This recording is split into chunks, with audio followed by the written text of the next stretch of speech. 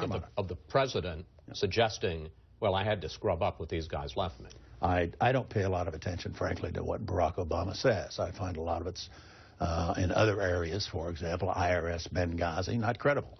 I'm obviously not a fan of the incumbent president. I don't know what he did to the program. The program, obviously, from what's now been released, is still in operation. I think it's good that it's in operation. I think it has, in fact, saved lives and that kept us free from other attacks. One last question in this area.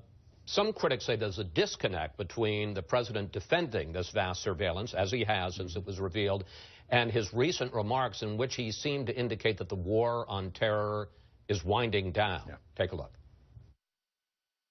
Our systematic effort to dismantle terrorist organizations must continue. But this war, like all wars, must end.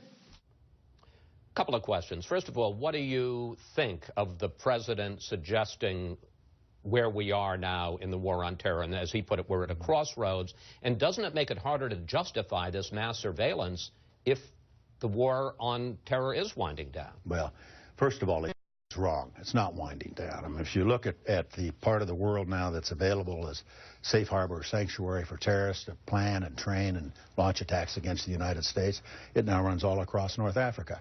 All those places that for example, the Muslim Brotherhood have come to power.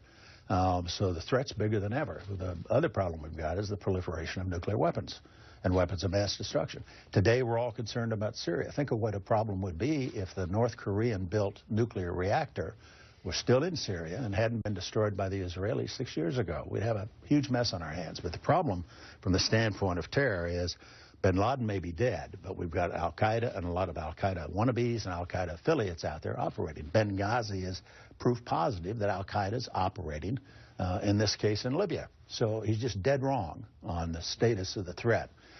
In terms of credibility, I don't think he has credibility. I think one of the biggest problems we have is we've got an important point where the President of the United States ought to be able to stand up and say, this is a righteous program, it's a good program, it's saving American lives, and I support it.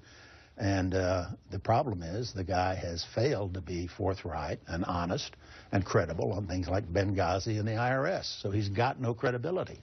Guess what?